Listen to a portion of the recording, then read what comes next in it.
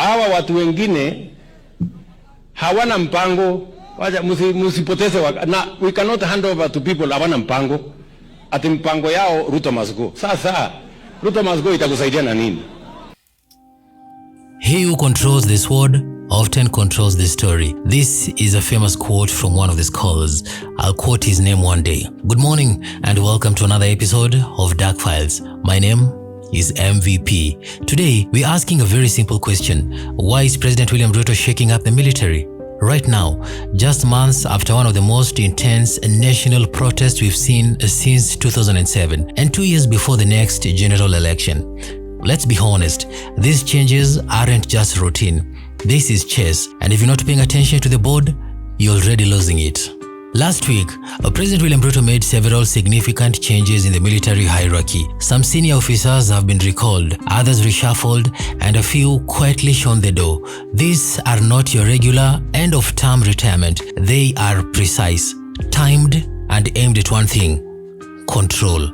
I, Charles Mreu Kahariri, Chief of the Kenya Defence Forces, do swear in the name of the Almighty God that I will be faithful and bear true allegiance to the Republic of Kenya and to the President as commander. Let's break it down. A new chief of the Kenya Air Force, new commanders moved from strategic bases, intelligence and operational units put under new leadership. Now, why does this matter? Because it comes just days after the June 25th protests, the ones that turned Nairobi into almost a war zone and exposed just how fragile the state's grip on power has become. Those protests were not just about a finance bill and accountability. They were about something deeper, a boiling national frustration. And for the first time, Ruto felt it shake the ground beneath his feet.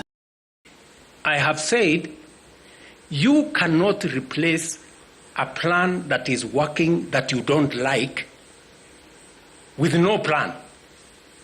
The only thing you have, you are armed with hate and violence. And then you want us to agree with you? Really? Please. There are very few fools in Kenya. Persuade us. If you persuade us, I can also go and concentrate on farming and help in food security. If you have a better plan, but don't ban the country for heaven's sake. We don't have another country. Now, listen to this. Just before these military changes, Ruto went on record saying, "I will not hand over power to people who have no agenda for the country." Let that sink in. That's not just a political banter. That's a message, coded but loud. He didn't say, "The people will decide," nor did he say, "Let the best candidate win." He said he will not hand over power like it's his to give, nor the electorate to choose. This is not normal political rhetoric. This is what you say when you're preparing for battle, not a ballot. Hawa watu wengine hawana mpango, musipoteze na we cannot hand over to people hawana mpango. Ati mpango yao Ruto must go. Sasa Ruto must go itakusaidia na nini? Hujui vile vijana wetu watapata kazi, hujui vile kilimo itaendelea, hujui vile watoto watasoma, huna mpango ya ajira ya vijana. You have no plan to do anything. And the military changes, they are the first move in that preparation. Let's not sugarcoat this.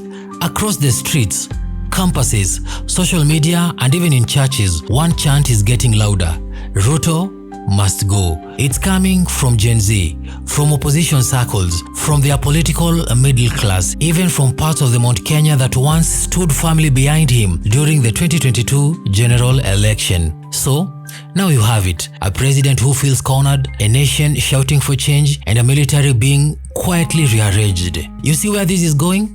History teaches us something very clear. When a leader starts to doubt the ballot, they begin to trust the bullet, not to shoot, but to secure, to silence, and to intimidate. Kenya has seen this movie before. Moi did it in the late 80s. Kibaki tried it with the 2007 PNU machinery. Even Uhuru, towards the end, leaned heavily on military-controlled projects and security plays. But with Ruto, it's happening early, more aggressively, more openly. And here's the kicker. This isn't just about staying in power. It's about staying in control of the narrative. If you can't kill the protest, you militarize the city. If you can't convince the people, you isolate the institutions. If you can't win their love, you secure their silence. Now, let's talk strategy.